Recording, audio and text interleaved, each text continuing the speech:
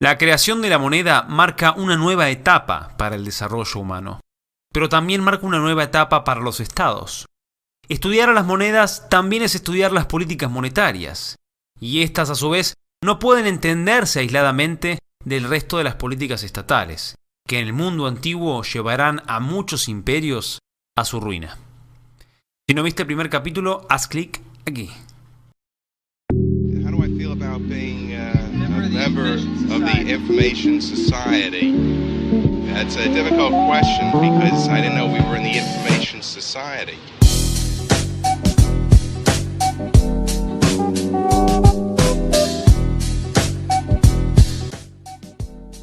Por exhibir ciertas propiedades objetivas, vimos que los metales en general, y la plata y el oro en particular, se convertían en un frecuente medio de cambio que cumplía de gran manera las funciones esenciales del dinero. Tenemos suficiente evidencia para afirmar que hace 4000 años en la ciudad de Ur, la plata se usaba para la compra y venta de bienes, sueldos, rentas, impuestos, deudas, intereses e incluso regalos. Vale la pena recordar que el uso de metales como medio de intercambio tardará en extenderse a otros pueblos y además coexistirá con otro tipo de mercancías. Los romanos, por ejemplo, utilizaron ganado como medio de intercambio hasta una época relativamente tardía, el cuarto siglo a.C. Esto se debe al variable desarrollo económico de cada pueblo, principalmente el volumen de comercio que tenían y que tanta división de trabajo existía. Saltamos entonces al próximo hito de nuestra historia, la creación de la moneda. Piezas de oro, plata, cobre u otro metal, regularmente acuñadas en forma de disco y destinadas para usarse como dinero. Antes de su creación, estos metales eran intercambiados en diferentes tipos de barras, lingotes, ornamentos o armas que se pesaban en el momento de la transacción. Heródoto, historiador quien vivió en el V siglo a.C., nos informa que los primeros en acuñar sus monedas fueron los lidios, que en los comienzos del siglo anterior crearon monedas de electro, una aleación de oro y plata. Teorías modernas sugieren que esta invención podría ser exclusivamente griega, aunque esta diferencia no sería significativa porque lidios y griegos tenían un lazo cultural y comercial muy fuerte. En la Edad Antigua, la acuñación de monedas será un proceso predominantemente estatal. Existían individuos e instituciones que acuñaban sus monedas, pero esto irá desapareciendo a medida que los estados fueron centralizando y monopolizando la creación de dinero.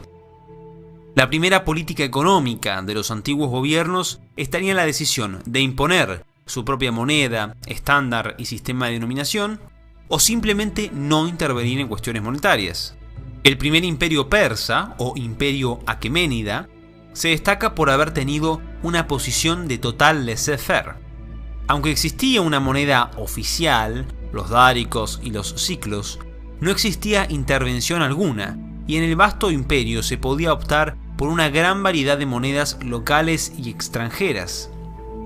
El imperio seleucida, sucesor del imperio de Alejandro Magno, que había conquistado al persa, preservó la misma actitud política del antiguo imperio, aunque eliminó la posibilidad de que las satrapías, algo así como las regiones administrativas, puedan acuñar sus propias monedas.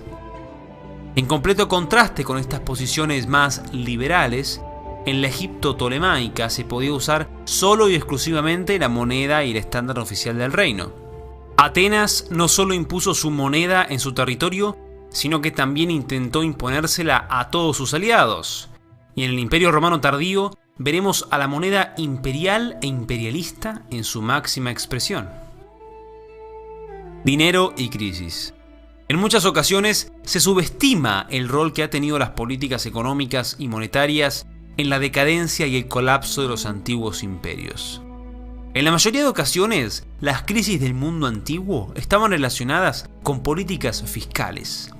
La primera potencia mundial, Persia, se derrumbó por este tropiezo. Sabemos cómo aumentaron los impuestos excesivamente y cómo esto aceleró la caída del imperio.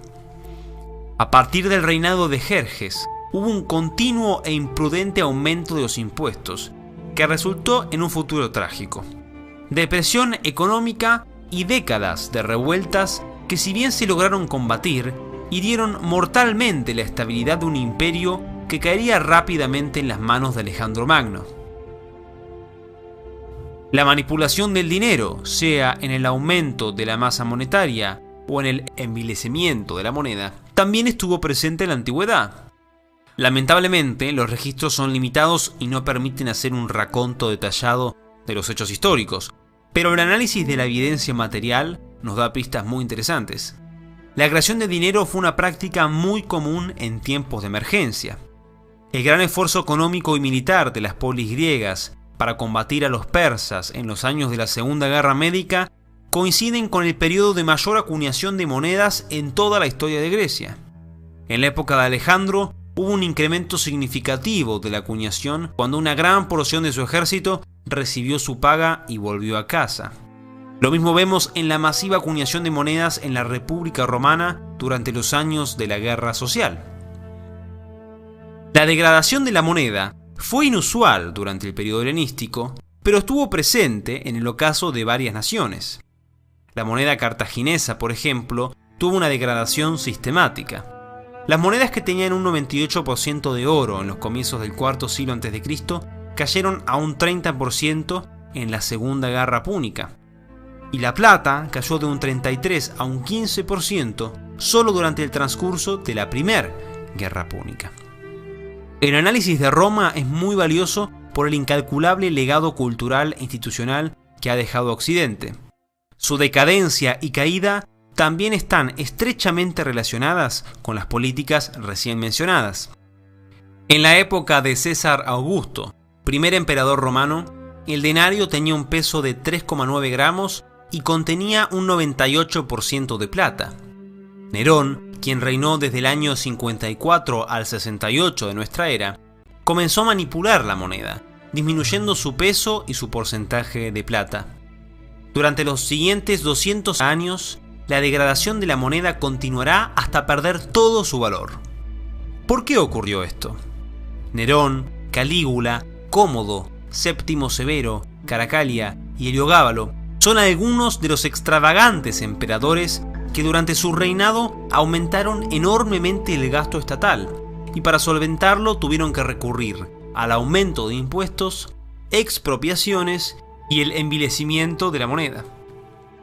La mayor parte del incremento del gasto estaba destinado al ejército. Aumento impagable en el tamaño de las fuerzas, aumento impagable de los sueldos, que en ocasiones eran duplicados o triplicados, y aumentos impagables de beneficios económicos que gozaban los soldados.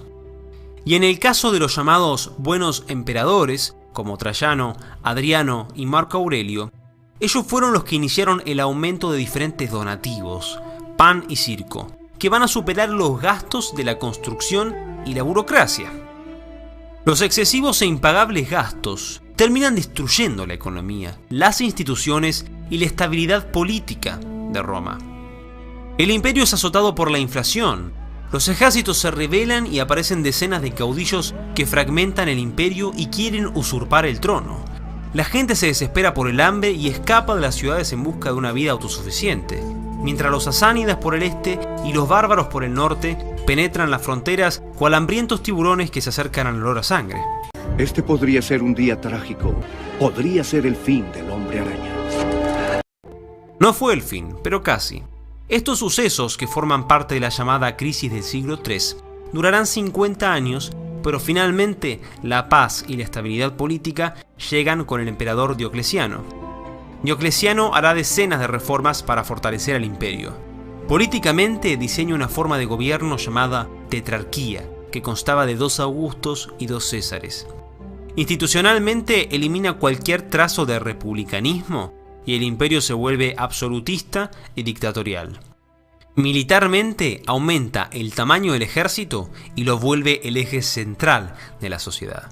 Y económicamente aumenta los impuestos, los castigos para los evasores y promulga el edicto de los precios máximos, donde, sorpresa, fija precios máximos. ¿Serán efectivas las medidas de Diocleciano?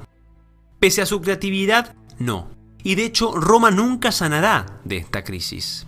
la decadencia política e institucional, producto de la imprudencia financiada mediante impuestos y manipulación monetaria, caló demasiado hondo. Las épocas gloriosas de la República se vuelven un recuerdo nostálgico, y el imperio a partir de Diocleciano, la crónica de una muerte anunciada. Comenta Lactancio: el número de beneficiarios comenzó a exceder tanto el número de contribuyentes que, con los recursos de los agricultores agotados por el enorme tamaño de las requisas, los campos quedaron desiertos y la tierra cultivada se convirtió en bosque. La política y el ejército va a sobrevivir un tiempo más, pero esto fue a costa de la libertad y del bienestar de los ciudadanos. Muchos abandonaban las ciudades y le rogaban a los terratenientes que les den protección a cambio de servidumbre, costumbre que el emperador Valente intentó frenar declarándola ilegal en el año 368. Al final, ya no había dinero para proteger la frontera. No había dinero para pagar a los soldados ni para mantener o construir murallas y fortificaciones. Para muchos romanos que vivieron en esta etapa tardía del imperio, el colapso del Estado, más que una catástrofe, será un alivio. Es interesante notar las similitudes y los paralelismos que estos distantes hechos históricos tienen con nuestro mundo. ¿Será que los que no aprenden de la historia están condenados a repetirla? ¿Se dará cuenta alguien la relación entre dinero, poder, crisis y ética? El fin de la civilización clásica es catástrofe, pero también es transformación, continuación y quizás evolución. Un agradecimiento a Martín, Julio, Andrés, Henry, Santiago, Enrique, Carlos, Antonio, Ignacio, Jordi, JP, Renzo, Camilo, Martín, Rubén, Iván y Juan Pablo, que son parte de la comunidad de Patreon y colaboran con el canal. Si te gusta el contenido y te quieres sumar, el link está en la descripción. Deja tus opiniones, ideas y propuestas en los comentarios. No te olvides de darle me gusta al video si te gustó. Muchísimas gracias por verlo y los veo en el próximo.